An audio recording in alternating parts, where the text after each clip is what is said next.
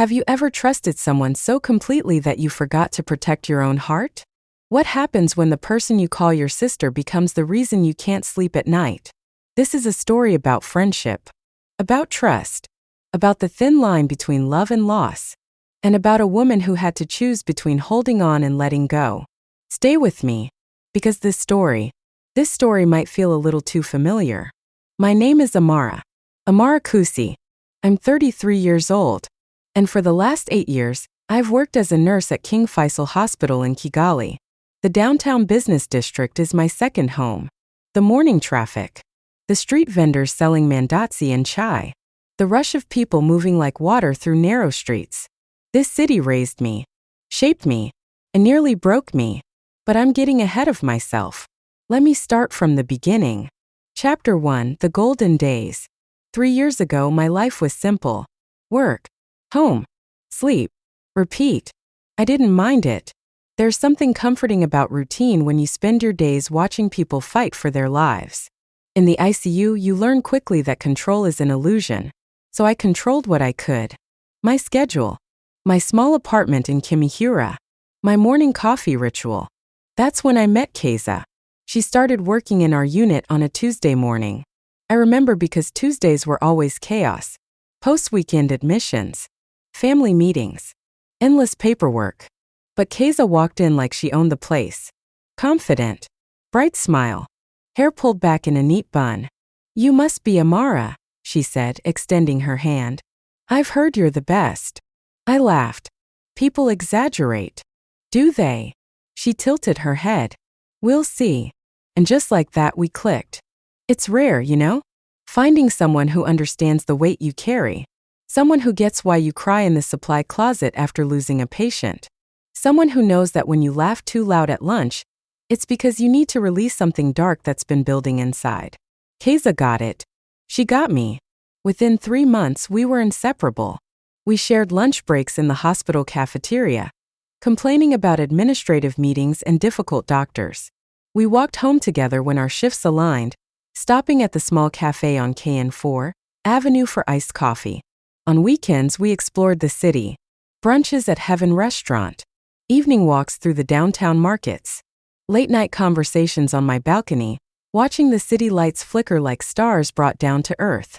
She told me about her failed engagement, about the man who promised forever and left her with nothing but questions. I told her about my own loneliness, about how my job fulfilled me but left little room for anything else, about my parents who worried I'd end up alone. "You won't," Keza said one night, her voice soft. "Someone's going to see you, Amara. Really see you. And they won't be able to look away."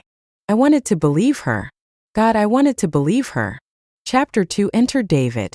His name was David Mugisha. Dr. David Mugisha. He transferred to our hospital from Butaro. A surgeon. Tall. Gentle eyes. The kind of smile that made you feel safe. I noticed him immediately. Everyone did. But I didn't think much of it. I'd learned not to entertain fantasies. Healthcare professionals dating each other? Messy. Beautiful in theory. Complicated in practice. But then he started appearing. In the cafeteria when I took my break. In the hallway when I was reviewing charts. At the nurse's station, asking questions he probably already knew the answers to. "Amara, right?" he said one afternoon. I looked up from my paperwork. "Yes. I've been wanting to introduce myself properly. David." "I know," I said, then immediately felt stupid. "I mean, everyone knows. You're the new surgeon." He laughed. "Is that all I am? The new surgeon?" "For now," I said, trying to sound casual. "You haven't proven yourself yet." "Fair enough." He leaned against the counter. "What do I need to do to prove myself?" I shrugged. "Save lives. Be kind to nurses. Don't act like you know everything." Done, and I'm working on that last one. I smiled despite myself. And that's how it started. Small conversations. Brief moments. Nothing serious. But I felt it. That pull. That dangerous, wonderful pull. Chapter 3: Keza's Encouragement. I told Keza about him during one of our evening walks. The sun was setting, painting the sky orange and pink. The air was warm, filled with the sound of motorcycles and distant music. "So there's this doctor," I started. Keza's eyes lit up immediately. "Oh, tell me everything." "There's nothing to tell. Just, he's nice. We talk sometimes." "What's his name?" "David. Dr. Mugisha." Keza stopped walking. "Wait, the tall one? The surgeon from Butaro. You know him. I've seen him around." "Amara." She grabbed my arm. "He's gorgeous." "That's not the point." "Then what is the point?" "I don't know. I think he might like me. But I'm probably imagining it." Keza shook her head firmly. "You're not imagining it. And you need to do something about it." "Like what?" "Talk to him. Spend time with him. Let him take you to dinner." I hesitated. What if it doesn't work out? What if it does? That was Keza. Always pushing me toward bravery. Always believing I deserved more than I allowed myself to have. "You're right," I said finally. "Maybe I should see where this goes." "That's my girl." She hugged me tight. And I felt grateful. So grateful to have a friend who wanted good things for me. Looking back now, I wonder if she meant it. Or if something else was already growing in the shadows. Chapter 4, Falling. David asked me to dinner 2 weeks later. Nothing fancy. A small restaurant in Mirambo known for its grilled fish. We sat outside, the night air cool and comfortable. And we talked. About everything. Our childhoods. Our dreams. Our fears. He told me about growing up in Ruhengeri, the youngest of 6 children. About deciding to become a doctor after his sister died from a preventable illness. About the weight of trying to save everyone because he couldn't save her. I told him about my own calling. About the first time I held a patient's hand as they took their last breath. About how I almost quit nursing school because I thought I wasn't strong enough. "But you didn't quit," he said softly. "No, I didn't. Because you are strong enough." The way he looked at me. Like I was something precious. Something worth knowing. I felt seen. For the first time in years, I felt truly seen. We started spending more time together. Coffee before shifts. Lunch breaks that stretched longer than they should. Evening walks through the downtown district. He made me laugh. He listened when I cried. He showed up. Consistently. Genuinely. Completely. And I started to fall. Slowly at first. Then all at once. Chapter 5, Sharing Joy. I told Keza everything. Every text message. Every conversation. Every moment. She was my sounding board. My cheerleader. He asked me to meet his family. I told her one day at work. We were in the break room, stealing 5 minutes between patients. Keza looked up from her phone. "Really? That's big, Amara." "I know. I'm terrified." "Don't be. They'll love you." "How do you know?" "Because everyone who really knows you loves you." She hugged me. And I felt it again. That gratitude. I wanted to include her in this happiness. To share it. "You should come with us sometime," I said. "The 3 of us. Dinner or something." Keza hesitated. Just for a second. But I noticed. "I don't want to intrude," she said. "You wouldn't be. You're my best friend. I want you to know him. Really know him." "Okay," she said finally. "I'd like that." So we made plans. The 3 of us. Dinner at a nice place downtown. I was excited. My 2 favorite people together. What could possibly go wrong? Chapter 6. The dinner. The restaurant was beautiful. Candlelight. Soft music. The smell of good food. David arrived first, looking handsome in a simple shirt and jeans. He kissed my cheek. "You look beautiful," he whispered. My heart fluttered. Keza arrived 10 minutes later. She'd changed from her work clothes into a dress. Makeup done perfectly. Hair loose around her shoulders. She looked stunning. "Sorry I'm late," she said, smiling brightly. "You're fine," I said, hugging her. "Keza, this is David." "David, Keza." They shook hands. "I've heard so much about you," David said warmly. "All good things, I hope," Keza replied. "The best." We sat down. Ordered drinks. Started talking. First it was perfect. Easy conversation. Laughter. Stories. But then I noticed something.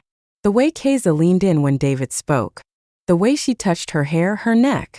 The way she laughed, a little too loud, a little too long. I told myself I was being paranoid. Keza was just being friendly. She was charming with everyone. But David seemed engaged. He asked her questions, listened intently to her answers, smiled at her jokes. I sat there feeling suddenly invisible, like a guest at my own dinner. Amara. I blinked. David was looking at me. You okay? You got quiet. I'm fine, I said quickly. Just tired from work. We can leave if you want. No. I'm good. But I wasn't. And deep down I think I knew. Something had shifted. Something I couldn't name yet. Something that would change everything. Chapter 7. Small changes. After that dinner, things felt different. Subtle at first. David started mentioning Keza in conversation. Keza told me this funny story about your nursing school days. I ran into Keza in the parking lot. She's really easy to talk to. Keza suggested this great coffee place. We should check it out. Keza. I tried to brush it off. They worked in the same hospital. Of course they'd interact. But then I noticed her behavior changing too. She started asking about David constantly. How's David? What did you guys do this weekend? Has he said anything about, the future? And she started showing up. When David and I grabbed coffee, Keza would coincidentally be there. When we took walks after work, she'd join us. I don't want to be stuck at home, she'd say. You don't mind, right? What could I say? She was my best friend. So I said nothing. I smiled. I included her.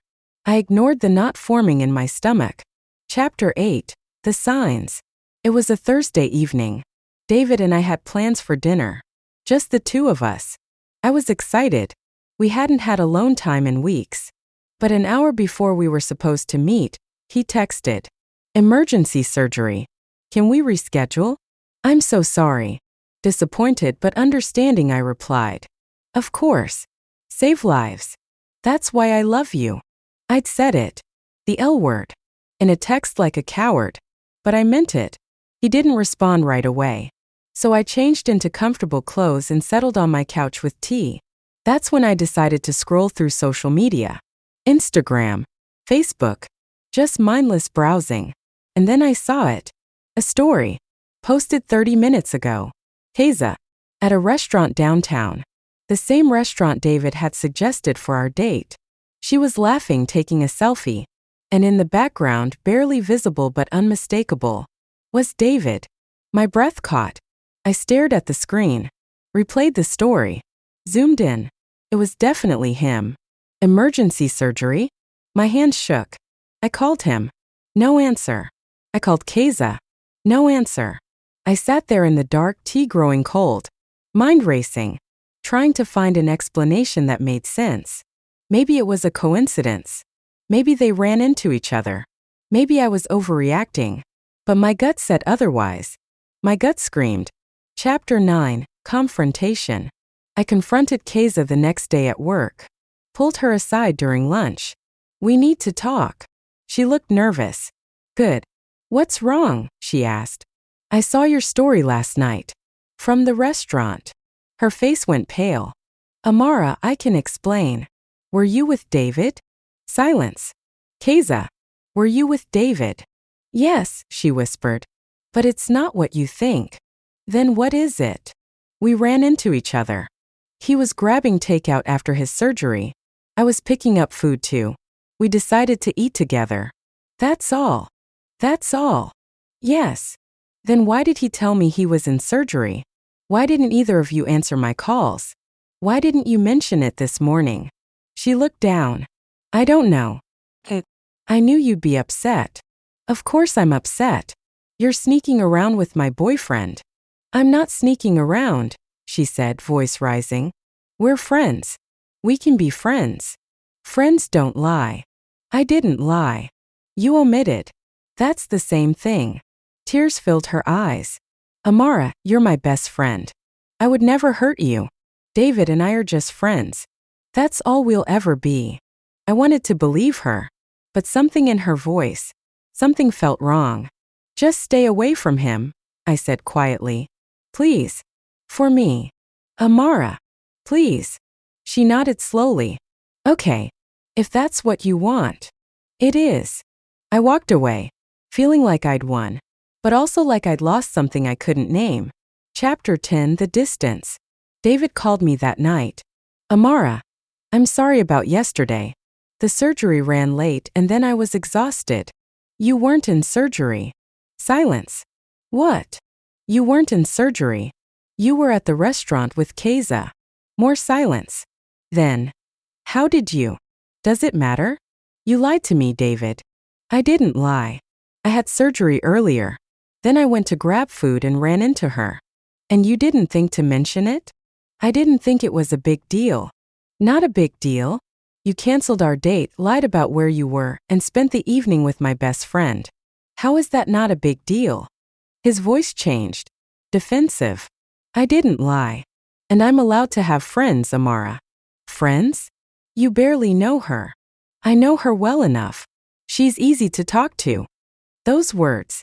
They cut deeper than I expected. And I'm not. I asked quietly. That's not what I meant.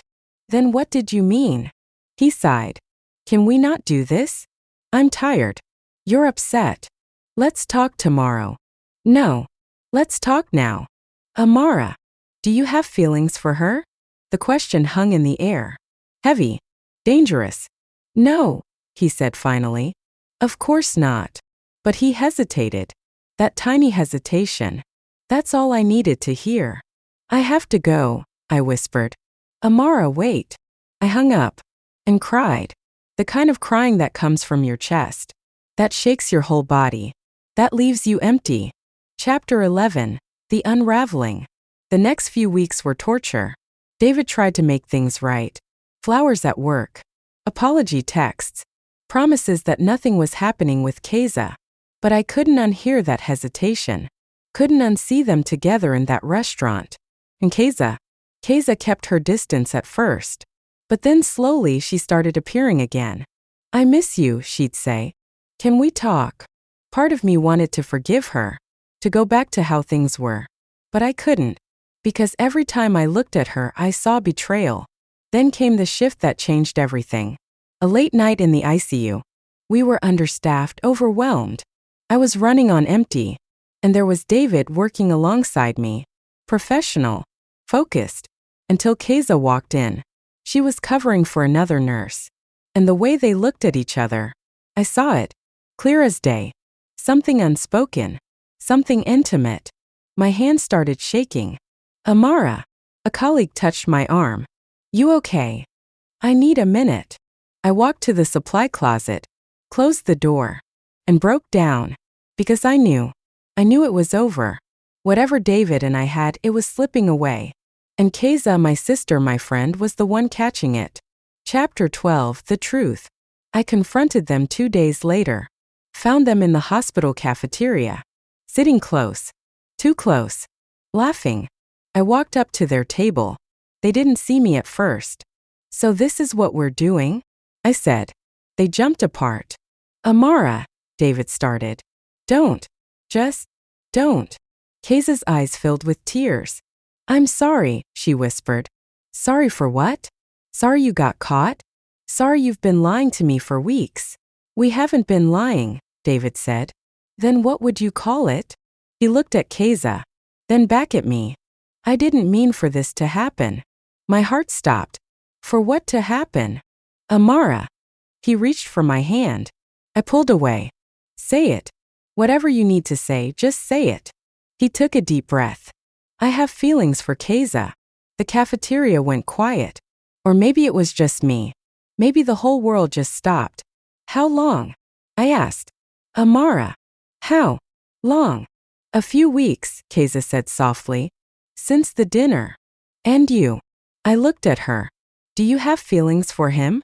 She nodded. Tears streaming down her face. I didn't want to. I swear I tried to fight it. But yes. I laughed. A bitter broken sound. Wow. My best friend and my boyfriend. How original. We didn't do anything, David said quickly. Nothing physical. We just We connected. You connected, I repeated. While you were still with me.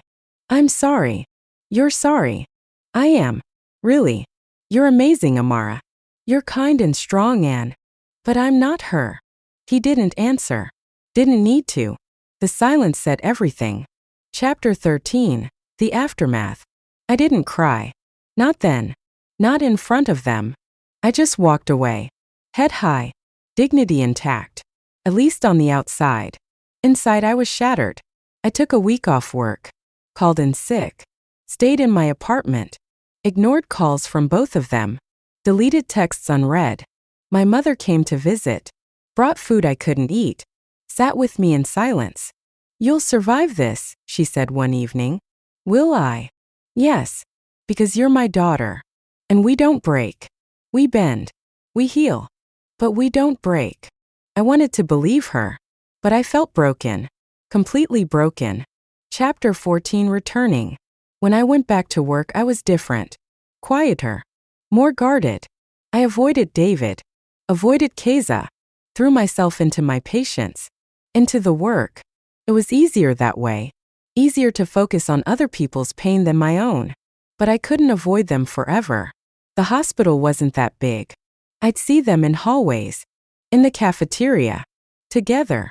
Always together now. No more hiding. They'd made their choice. And I was collateral damage. One afternoon, Keza cornered me in the break room. Amara, please. Can we talk? There's nothing to say. There's everything to say. You're my best friend. Was, I corrected. I was your best friend. Don't do this. Don't throw away years of friendship over a man. I turned to face her. Really face her. You threw it away. Not me. You chose him over me. It wasn't a choice. Yes, it was. Every moment you spent with him while lying to me was a choice. Every text, every laugh, every feeling you developed, those were all choices. I'm sorry, she sobbed. I'm so sorry. I know you are. But sorry doesn't fix this. I walked out. And that was the last real conversation we had. Chapter 15. Healing? Months passed. The pain didn't disappear. But it changed. Became something I could carry. Something that didn't consume me every moment. I made new friends at work. Started taking yoga classes. Spent weekends with my family. Slowly I rebuilt. Not the same version of myself. A different one. Harder in some ways. Softer in others. More careful with trust. More aware of my worth. I heard through the grapevine that David and Keza were official. Dating openly. Happy apparently. It hurt. Of course it hurt. But it hurt less than before. And I realized something. If he could move on that quickly, if he could fall for her while with me, then maybe we were never as solid as I thought. Maybe I was holding on to something that was already gone. That realization didn't make it better. But it made it make sense. Chapter 16. The Encounter. 6 months after the breakup, I ran into them. At the coffee shop on KN4 Avenue. Our coffee shop. They were sitting at a corner table. Holding hands. I froze in the doorway. Fight or flight kicked in. I chose flight. Turned to leave. Amara. David's voice. I stopped. Turned back slowly. Hi, I said. They both stood. Awkward. Uncomfortable. How are you? Keza asked softly. I'm fine. You look good, David said. Thanks. Silence. So much silence. We don't have to make this weird, I said finally. Kigali's small. We're going to run into each other. I know, Keza said. I miss you. Do you? Yes. Every day. I looked at her. Really looked. She seemed thinner. Tired. Like maybe this happiness wasn't as simple as it looked. I don't know what you want me to say, I told her. Nothing. I just wanted you to know. David squeezed her hand. A protective gesture. Or maybe a possessive one. I should go, I said. Amara, Keza started. Take care of yourselves. I walked out. And this time I didn't cry.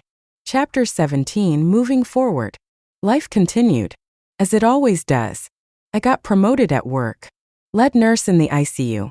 More responsibility. More purpose. I started dating again. Nothing serious. Just coffee dates. Dinner conversations. Testing the waters. Learning to trust again. It wasn't easy. Every time someone got close, I'd pull back. Wait for the betrayal. Wait for the hurt.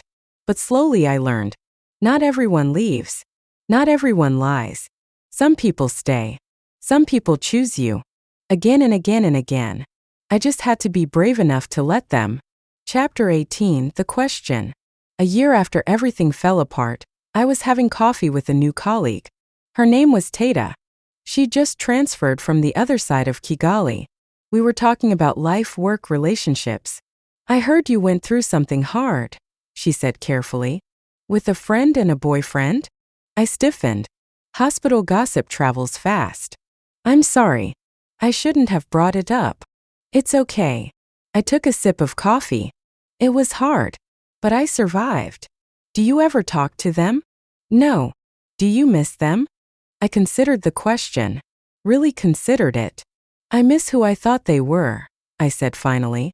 I miss the friendship I thought we had. The relationship I thought I was building.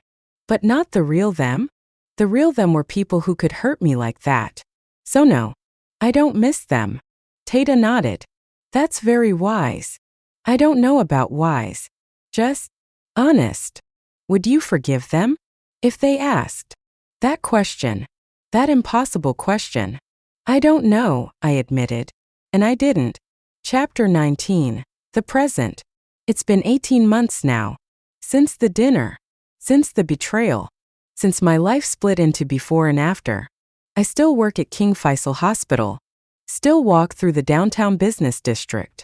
Still grab coffee on KN4 Avenue. But everything's different. I'm different. Sometimes I see David in the hallways. We nod. Professional. Polite. Nothing more. Sometimes I see Keza in the cafeteria. She looks at me like she wants to say something. But she never does. And I never invite it. People ask if I've forgiven them. If I've moved on. If I'm okay. And honestly, I don't know. Some days I am. Some days I'm not. Some days I feel strong, healed, whole. Other days I remember. And it hurts all over again. But here's what I do know. I'm still here. Still standing. Still choosing myself every single day. And maybe that's enough. Maybe that's all healing is. Not forgetting. Not erasing. Just continuing. One breath at a time. One choice at a time. One day at a time. Chapter 20. The Crossroads. Last week something happened. I was leaving work late. Exhausted from a double shift. And there was Keza. Sitting on a bench outside the hospital. Crying. I stopped. Every instinct told me to walk away. To leave her there. To protect myself. But I couldn't. Because despite everything I still knew her. Still knew that she only cried in public when something was really wrong. Keza. She looked up. Eyes red. Mascara streaked. Amara. I'm sorry. I needed air. What's wrong? She laughed bitterly. Everything. Nothing. I don't know. I stood there. Torn. Is it David? I asked. She nodded. Fresh tears falling. It's not what I thought it would be. We're not what I thought we'd be. I should have felt satisfaction. Vindication. But I just felt tired. I'm sorry, I said. And I meant it. Not for her pain exactly. But for the loss of innocence. For the realization that what you think you want isn't always what you need. I ruined everything, she whispered. I lost you for him. And now I'm losing him too. You didn't lose me for him, I said quietly. You lost me when you chose to betray me. She flinched. I know. You're right. I wish I could take it back. But you can't. I know. We sat there. In silence. Two women who used to be sisters. Now just strangers with a painful history. Can you ever forgive me? She asked. And there it was. The question I'd been avoiding. The question I still didn't have an answer to. The choice. I'm standing at a crossroads. Metaphorically, of course. But it feels real. Do I forgive Keza? Do I let David fade into memory? Do I hold on to this hurt? Or do I let it go? I don't know. The truth is, Forgiveness isn't a switch. It's not something you decide once and it's done. It's a process, a choice you make over and over. Some days I think I've forgiven them. Other days I'm not sure I ever will. What I do know is this: I'm not the same Amara who trusted blindly, who gave her whole heart without protection, who believed that friendship and love were unconditional. I'm wiser now, more careful, but also more myself. Because pain teaches you, betrayal shapes you, and real healing transforms you. So where do I go from here? I don't know. Maybe I forgive them someday. Maybe I don't. Maybe I find love again. Maybe I don't. Maybe Keza and I rebuild something new. Or maybe we stay strangers. The future is open, uncertain, a little scary, but also full of possibility. And for now, that's enough. So here's my question for you. If you were Amara, what would you do? Would you forgive Keza? Would you give David another chance if he asked? Or would you walk away completely protecting your peace? Is forgiveness always the right answer? Or is it okay to let some relationships die? I want to know what you think. Leave your thoughts in the comments below. Tell me your story if you've been through something similar. Let's talk about friendship, betrayal, and healing. Because maybe, just maybe, your perspective will help someone else who's standing at their own crossroads. Don't forget to like this video if Amara's story resonated with you. Subscribe for more real stories about life, love, and everything in between. And hit that notification bell so you never miss a new story. Until next time, keep choosing yourself. Keep healing. Keep moving forward. One day at a time. Thank you.